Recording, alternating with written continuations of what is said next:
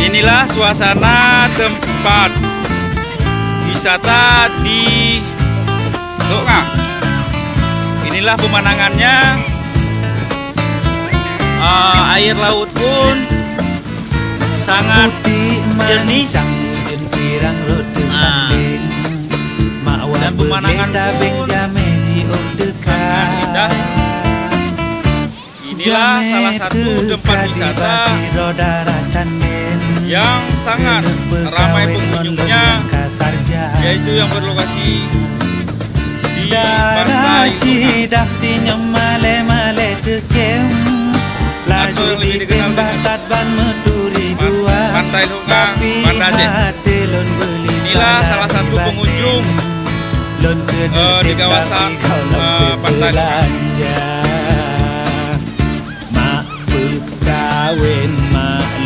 Berkawin takut singohan leso tem lun katuha mak berkawin mak lun berkawin Dan anak-anak pun di saat hari libur sekolah dan juga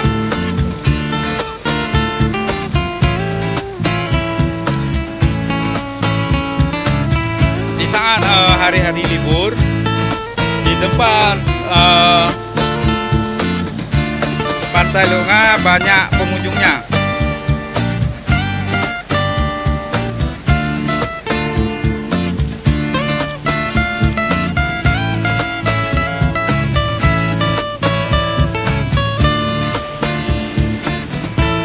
Sabasi ada mekarat bumang mawong dang bang pesaho pen kejela megada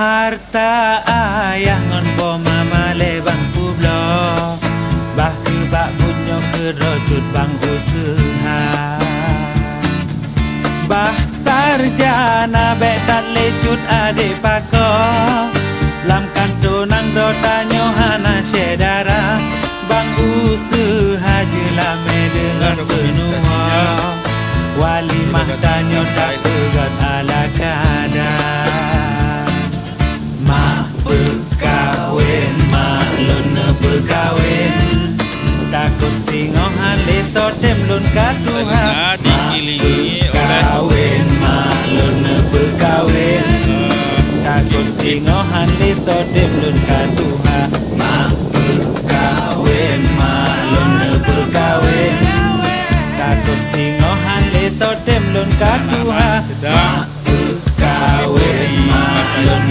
berkawin takut singohan leso dem lun katuha mak berkawin mak lun berkawin takut singohan leso dem lun katuha mak berkawin mak lun berkawin takut singohan leso dem lun katuha takut singohan leso dem lun katuha takut singohan leso dem lun katuha takut singohan leso dem lun katuha.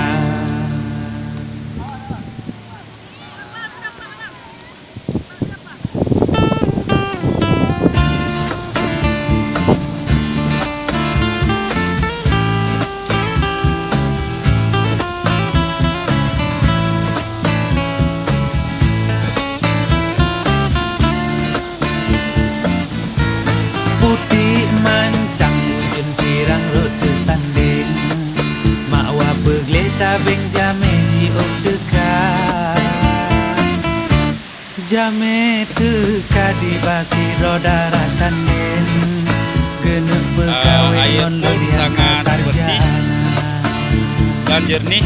Darah cidak sinyum male-male tekem laju ditembak ban meturi dua tapi hati lon beli salah batin lon kena tem tapi kau lon sebelanja